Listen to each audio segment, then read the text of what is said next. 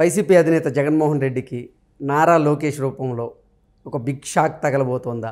యువగలం ముగింపు సభలో ఆ 6 వైసీపీ ఎమ్మెల్యేలు పాల్గొనబోతున్నారా అంటే ఏం చెప్తారు మేడం? ఆ మధ్య 40 మంది ఎమ్మెల్యేలు టచ్లో ఉన్నారన్నారు.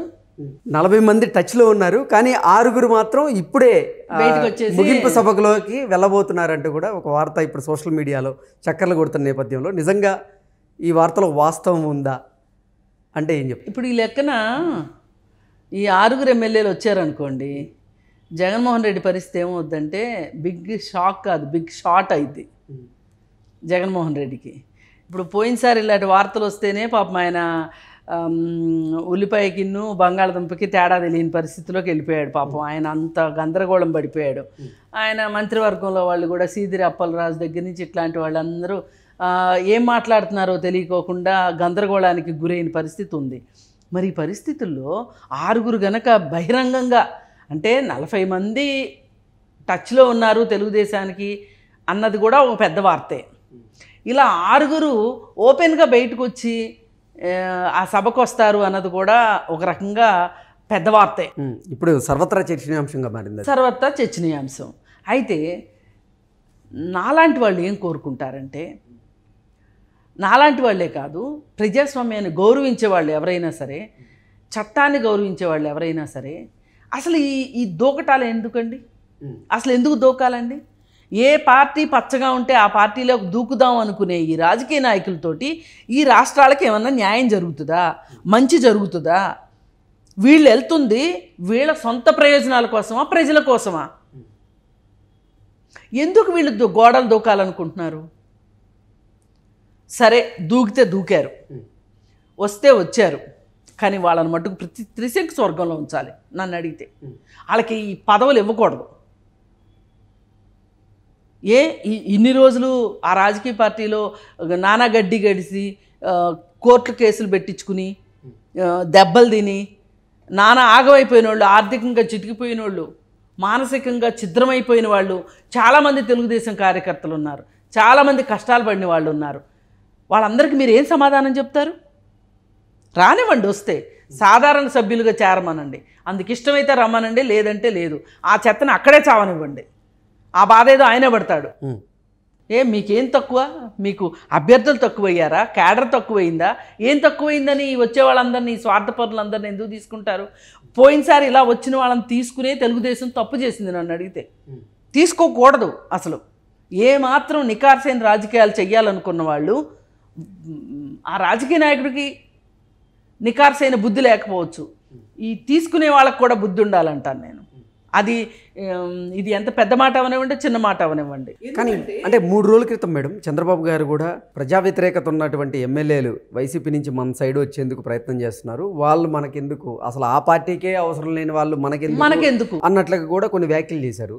ఈ నేపథ్యంలో మరి ఈ 6 ఎమ్మెల్యేలను ఎందుకు తీసుకుంటారు, ఎందుకు వెళ్తారు అంటే ఏం చెప్తారు? వస్తే వచ్చారు, వాళ్ళకి మటుకు టిక్కెట్లు ఇవ్వడానికి వీల్లేదు.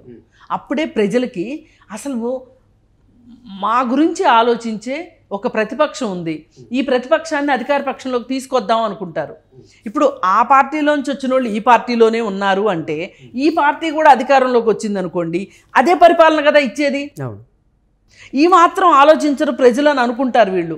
కానీ ప్రజలు ఎంత స్పష్టంగా ఆలోచిస్తారో, ఎంత సునిశ్చితంగా ఆలోచిస్తారో మీకు తెలంగాణ ఎలక్షన్స్ చూపించినాయి. ఇప్పుడు హైదరాబాద్ చుట్టుపక్కల రంగారెడ్డి జిల్లా ఓటర్లు ఒక రకంగా స్పందించారు, ఊర్లలో ఓటర్లు ఒక రకంగా స్పందించారు. తేడా గమనించారు కదా? ఎవరి ఆలోచన విధానం వాళ్ళకు ఉంది. అట్లాగే ఆంధ్రప్రదేశ్లో మాత్రం ఆలోచించే వాళ్ళు ఉండరా? అసలు మీకు ఎందుకండి? ఆ ఎద్దు మంచిదైతే ఆ ఊర్లోనే అమ్ముడయ్యేది, ఈ ఊరు ఎందుకు రావాలి? వాళ్ళని అక్కడే ఉండనివ్వండి. లేదు అనుకుంటే వచ్చి సాధారణ సభ్యుల్లాగా చేరాల్సిందే, కానీ వాళ్ళకి టికెట్లు ఇవ్వకూడదు. ఇది ప్రాథమిక సూత్రం రాజకీయాల్లో. ఇది ఈ సాంప్రదాయాన్ని కొనసాగించండి. ఇప్పుడు పార్టీ ఫిరాయింపుల చట్టం వచ్చింది మనకి. పార్టీ ఫిరాయింపుల చట్టం వస్తే దానిలో ఏమి లొసుగులు ఉన్నాయా అని వెతికి ఇవన్నీ చేస్తుంది ఎవరు? రాజకీయ పార్టీలే. వీళ్ళ స్వార్థమే అలా చేయిస్తుంది. ఒక చట్టం వచ్చిందంటే చట్టాన్ని మీరు కూడా గౌరవించకపోతే సామాన్య ప్రజలు ఎట్లా గౌరవిస్తారు? అసలు ఒక పార్టీలో పోటీ చేసి గెలిచి కొన్నాళ్ళు ఉన్న తర్వాత రాజీనామా చేసి మళ్ళీ ఎలక్షన్కి వచ్చి మళ్ళీ పోటీ చేసి మళ్ళీ గెలవడమో ఓడిపోవడమో జరగటమో అనేది అసలు ఎట్టి పరిస్థితుల్లో ఒప్పుకోవటానికే వీల్లేదు. ఇది కూడా ఈ విధానము కరెక్ట్ కాదు. ఇలా ఎలక్షన్లు వచ్చిన సందర్భంలో ఆ పార్టీ నుంచి ఈ పార్టీకి గోడలు దొక్కటం ఇవన్నీ కూడా కాదు. ఏది ఏమైనప్పటికీ ఒక సంతోషకరమైన విషయం ఏంటి అంటే ఈ మొత్తం హోల్ అండ్ సోల్ దీంట్లో ఆ పార్టీకి మనుగడ తగ్గుతుంది, పలుకుబడి తగ్గుతుంది, అక్కడ ఉంటే ఆ పార్టీ ప్రతిష్ట మసకబారినందువల్ల మన ప్రతిష్ట కూడా మసకబారుతుందేమో అనే ఒక భయంతోటో లేకపోతే ఒక రకమైన ఆలోచనతోనో కొంతమంది అటు నుంచి ఇటు వస్తున్నారు అంటే ఎంతో కొంత అక్కడ బలం తగ్గుతుందనే అర్థం. ఇది రాజకీయంగా చంద్రబాబు నాయుడికి ఉపయోగపడే విషయం. ఓకే, ఇలా రాజకీయంగా ఉపయోగించుకోవాల్సిందే తప్పితే దీన్ని అంటే ఎప్పుడైనా ఎత్తుగడలో వ్యూహాలు అనేవి ఏ రాజకీయ పార్టీ చేసినా ఎదురు పార్టీ ఏం చేస్తుందనేది చూసే చేస్తారు. అవును, మేనిఫెస్టోలు ప్రజల కోసం చేస్తారు, కానీ ఈ వ్యూహాలు ఎత్తుగడలు మట్టుకు మన పార్టీని బలపరుచుకోవాలనే ఉద్దేశంతో మనకి ప్రజల్లో పలుకుబడి పెంచుకోవడం కోసమే, ఓట్ల కోసమే ఆ పార్టీని దెబ్బతీస్తేనే కదా మనం ముందుకొచ్చేది. దెబ్బతీయడానికి ఇట్లాంటివి పనికొస్తాయేమో కానీ ఇవి ప్రజలకు ఉపయోగపడే విషయాలు అయితే కాదు. మనం ప్రజల కోసమే ఆలోచించాలి. ఇది నా ఉద్దేశం. ఏది ఏమైనప్పటికీ అక్కడి నుంచి మనుషులు బయటకు వస్తున్నారు అంటే అక్కడ నమ్మకం పోయో, అక్కడ అధినేత అని తట్టుకోలేకనో ఆ ఊపిరాడంతనంతో వచ్చేస్తున్నారు. ఇది ఒక రకంగా తెలుగుదేశానికి బలం. కానీ ఈ బలాన్ని తెలుగుదేశం వాళ్ళు ఓట్ల రూపంలోకి మార్చుకుని వీళ్ళు గెలవాలి. ఓకే, ఇది ఇప్పుడున్న స్ట్రాటజీ ప్రకారం. అంటే ఎలక్షన్స్కి ముందే జగన్మోహన్ రెడ్డికి వైసీపీ ఎమ్మెల్యేలు నిజంగా షాక్ ఇచ్చినట్లే కదా మేడం ఈ పరిణామంతో? ఖచ్చితంగా. అంటే ఓటమి భయంతోనే వైసీపీ నేతలు ఇలాంటి ప్రయత్నాలు చేస్తున్నారా? వేరే పార్టీలకు వెళ్ళేటువంటి లేకపోతే ఎందుకని నేను ఇందాక అన్నది అదే, ఆ ఎద్దు మంచిదైతే ఆ ఊర్లోనే అమ్ముడుపోద్ది, పక్కూరు ఎందుకు వస్తుందండి, పక్కూరు సంతకు వచ్చింది అంటేనే అర్థం అంతే. ఇప్పుడు ఆ పార్టీలో నుంచి ఎందుకు వస్తున్నాడు? ఆ పార్టీ అధినేత నచ్చక అతను వస్తున్నాడు.